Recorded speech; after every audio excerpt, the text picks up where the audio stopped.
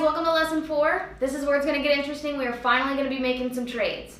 But before we do, I want to make sure you guys understand how the line comes into play with our strategy. So what I'm going to do is I'm going to walk you through the exact process of what I would do before I place a trade and how I use my lines and how they come into play with either buying or selling and buying. So we'll go over to something easy. We'll go with Netflix first. Now here is my exact process. When I am trading a new symbol, a symbol that I've never traded before, you want to get past data. You want to know what it's done in the past or what it's done before. Just like, think of it like you would in a relationship. So if you're dating somebody new, you want to know their baggage. You want to know their past. The cool thing is you only need to look at this once, just like you would in a relationship. You don't need to keep egging them on and keep asking the same stuff about their past. You get an understanding of what it's done in the past, and then you move on and start getting to your time frame. So what that looks like is, let's say that I'm looking at Netflix for the very first time. I want to start with an overall view, bigger picture. So let's zoom out as much as we can. And I will do that by doing a monthly time frame. That gives me a lot of data. So I can see from start to finish what Netflix has done. We can see this is an obvious up. This is going long. We can see right here from our time frame, we're looking at a low of, right at the start, a few dollars, all the way up to now we've got, its highest point was $5.75, and right at this very moment, we're looking at, it ended at $494.25. So this is our overall view. This is good to know, and we also need to place some lines on our overall view because these lines that we place are going to be the most important because they've held up the longest. So we'll start with putting on our point A's and point B's. Now since this is going up, most of our lines are going to be going up as well. I'll start with my first line, point A there, point B here. Now I'm going to come up a little bit steeper, I'm going to do a second line. Now in order to do the second line, you start at your last line's point B. So to put that into perspective, you've got point A, point B headed up. Now we want to come in steeper. Use that last point B as your new point A, and then get your new point B, and then so on and so forth, so that the line will become steeper and steeper and steeper, but we're still using points of contact. So the next point A will be the most previous point B. There we go. And then here is the next point B. And that's about as steep as we can go for Netflix, because if I go any steeper, I don't necessarily have a very good point B. So this is exactly what I would do with a new stock. I would zoom out, get a monthly time frame, see what it's done in the past, put some lines on there because I know those are important lines, and if the price ever makes it back to these lines, it'll be a big deal basically. If it crosses one of these lines, which we'll get into next, is a bigger deal, because when a line is crossed, that is actually when we engage into a trade. So now that we've seen the monthly time frame, we can scoot over to a weekly time frame, see if this looks any different. Okay, lines are still into play here.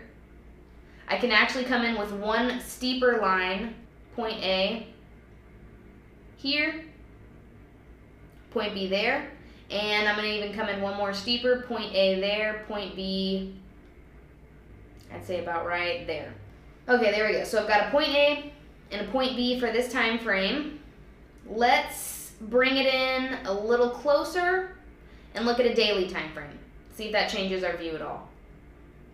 Okay, so our previous lines are still there. We know those are important lines.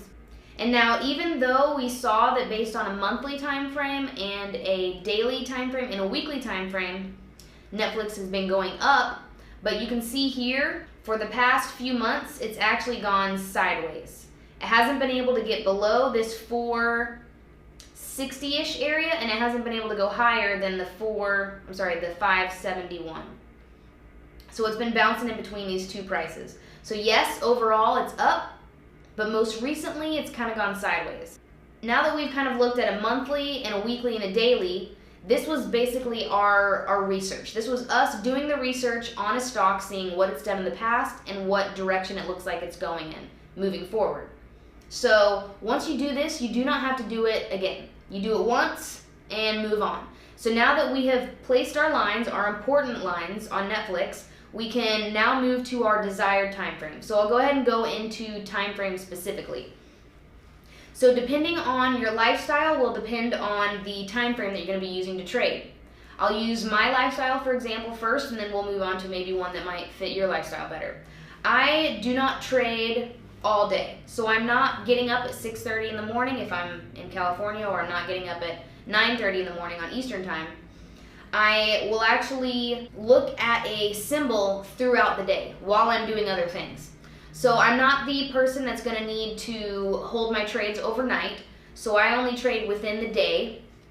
And I'm actually in and out of trades no longer than, I would say, maybe 2 or 3 hours at the very most will I be holding a trade. And then at the very least, I will be trading. It could be as quick as 5 minutes. I could make my desired profit in 5 minutes, and then I'm good to go and I'm moving on for the rest of the day.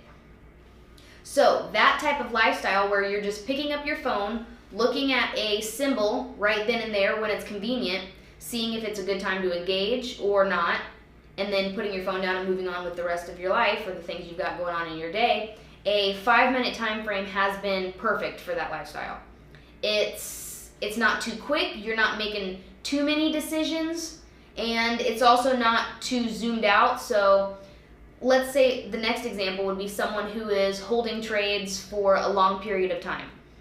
If you're someone who's going to invest in, let's say, Netflix, and you're deciding you're going to hold this for maybe a month, maybe you're going to be in this thing for weeks.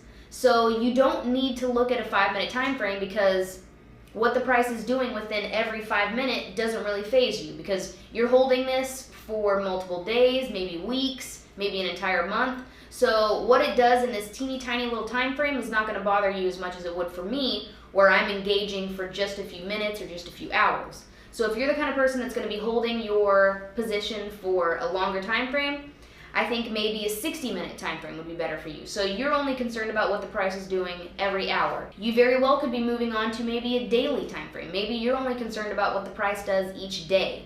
So once we have done our research on a symbol, which means we have looked at the overall view, we've gone out to a bigger time frame, which is starting at monthly.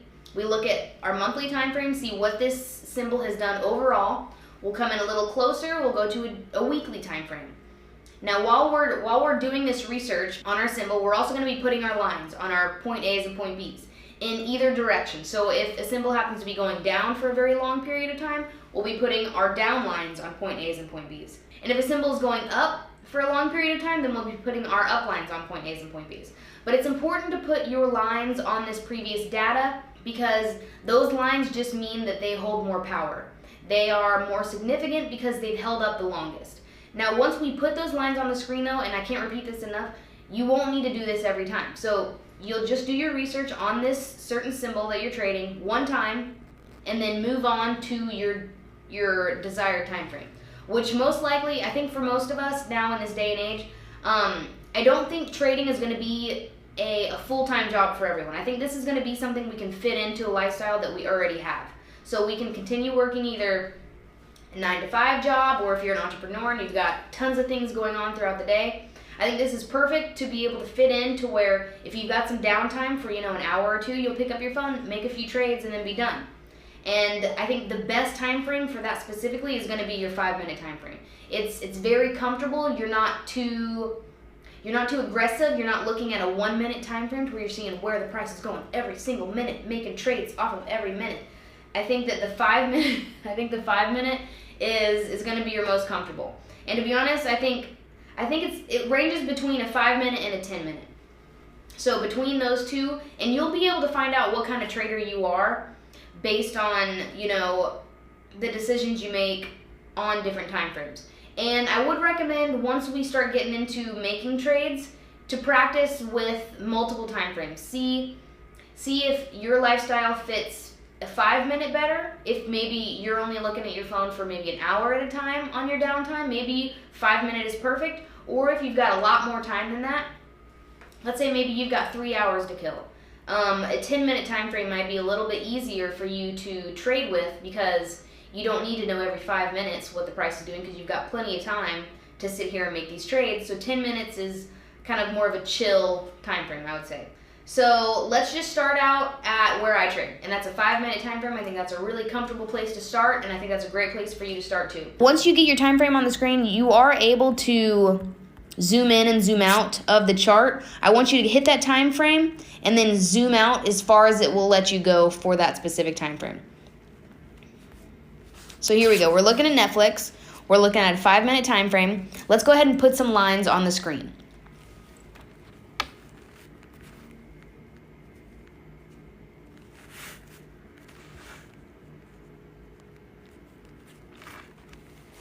Okay, so let's see if those looked like, or let's see, did these lines make sense to you? You can see here, I've got my point A, and then I've got my point B here. These were 2 high points for my downline.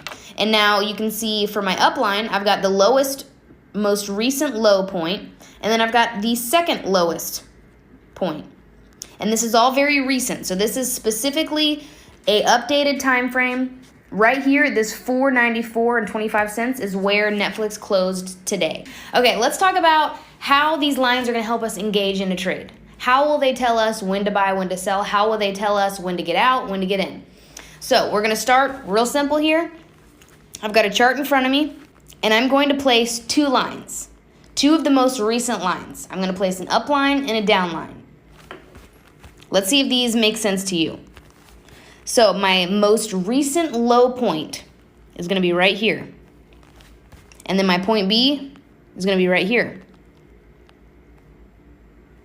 Then my downline is going to be my most recent high point, which is right here.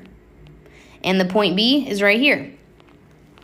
So now you can see what's interesting is our long line, our line going up, is pretty long because it's been going up for a while. The downline we have on here is pretty short, which means it's got a very short recent down. This is going to be exactly how we make our decisions. So now that we've put an up line and a down line, I'm going to get a closer look. When this line here is crossed, that is going to be my signal to go short. If this line is crossed, that is going to be my signal to go long. Now, depending on which line gets crossed first, which we will find out in just a few minutes when the futures market opens back up, it takes a little break between, I'm not sure what time, you'll have to look it up. Okay, so depending on which one of these lines gets broken first, that's going to determine what line is going to be our, now these are new terms, so we've got a safety net line and we've got an action line. The action line is which line was crossed. That means we are making an action. We are either going to buy or we're going to sell. So depending on which one of these 2 lines gets crossed will be the action that we're going to take. The line that did not get crossed is going to be our safety line, which means that's going to keep us safe. That's going to keep us profitable, or it's going to keep us from losing all of our money. So as long as it does not cross our safety line, we're good. And that's really what takes the human error, or the I'm not sure what the term is, but this is going to keep you safe. This is how our entire strategy keeps you from losing your money. So as long as the price stays above or below, whichever, depending on which line gets crossed, is going to keep us safe. Yeah. Every day I've got an action line and a safety line, always. And look, we'll go ahead and just scoot on to another chart. So this is what we do when you're picking up your phone, you're getting ready to make a trade right here, right now. You've already done your research. You've already had a bigger time frame. You've already done your research on the chart, seeing what it's done in the past. So we're moving on from that. And now we're going to just say, all right, you're picking up your phone. You're getting ready to make a trade right here, right now. So what we're going to do is I'll move on to a different chart. All right, going to Apple. Here we go. We're in a 5-minute time frame. Let's throw some lines on the screen. I've got an up line, and I've got a down line. Now we're getting a little zoomed in just to see, okay, where the price is at. Now, depending on what line gets crossed when the market opens up tomorrow is going to be what decision we make. So if this line gets crossed, we're going to be thinking it's time to go short. And as long as it stays under this line, which is going to be our safety net, we're safe, we're fine, we're comfortable. We can stay in this trade as long as we want, as long as it stays under this line. Now, the second it crosses that line, that's where we're going to start losing money. That's when we need to get out. That's where that whole, here, take a little bit of my money, keep me safe. That's where we're going to, this is just what keeps us safe. It's a safety net. It's a safety net. It keeps us safe. We're not going to lose all our money as long as we get out when it crosses that line. If we don't, that is where you are in no man's land. That is, you're on your own with this one, cowboy. Like, you have no idea how far it could go. You could lose all your money. So as long as you are able to get out when it crosses your safety line and be like, okay, I had to lose a little bit of money there. That sucks. But let's get out. Let's recuperate. Let's get an idea of which direction this thing is really going. Maybe it's actually going to go up. Maybe I need to think, all right, my short trade, it didn't work out. Let's try to go long. Let's see if it can stay above my long line. Now let's see, for example, it doesn't cross our up line. Let's say it crosses our down line. Now we might be thinking we need to go long. We need to buy. We need to place a buy order. And as long as it stays above this line, that means that the price is going to continue up. But the second it crosses that line, we need to think deal's over. We need to think, all right, maybe we are in the wrong direction. Maybe this thing is headed down. So we've got two new terms. Our previous terms were a safety net line and an action line. Now we've got two new terms that are going to be a hyper trader and a chill trader. I'm either going to be constantly switching positions, just like I was talking about how Jon Snow's going north, he's going south, he's going north, he's going south. And I am just changing my mind as soon as the king says it. I am loyal, I am ready to switch up, I am trusting every move he makes. Now there's more of a chill trader that's going to kind of wait until Jon Snow said he's going to go south, but I'm going to wait until he actually starts going south, and then I'll go south with everybody. So I'll put that into perspective when we start making some live trades here. Okay, so you've got your safety net, you've got your action line, an up line and a down line. So depending on which line gets crossed is going to be our action line. That's where we have to make a decision. We're either going to buy or we're going to sell. The remaining line that did not get crossed, which is showing you the direction of the price, is going to be your safety net. As soon as your safety net gets crossed, this is where we have to finally put into play that Jon Snow follow the king concept. No one likes changing their mind. Once the price crosses your safety net, you're going to have to change your mind. You're going to have to get out. Now, depending on if you are either going to be a hyper trader or a chill trader, there are these two terms. I made them up, hyper, chill, you can call them whatever you want. But it will be depending on if it crosses that line, if it crosses your safety net right away. If you're a hyper trader, you're saying, all right, I just changed my mind immediately. I'm ready to switch positions. But if you're more of a chill trader, you might wait until it looks like it's actually getting some momentum, and then you go ahead and decide to switch your position. And to put that in perspective, let's just say, for example, Jon Snow says he is going to go north, or the king says he's going north. As soon as he says it, the hyper trader is immediately going to switch positions. Now, the chill trader is going to, they heard Jon Snow, they heard the king say he's going to go north, but they're going to wait until he actually packs up all his things and then decides to start moving north. So then the chill trader will make that decision as it starts moving north. And you'll be able to see this put into example plenty of times in Lesson 5. Lesson 5, we're going to go ahead and do real-time data, live trading, and put all of this into perspective from start to finish, a buy and a sell and a close or reverse positions. You're going to see all of this put into play in Lesson 5.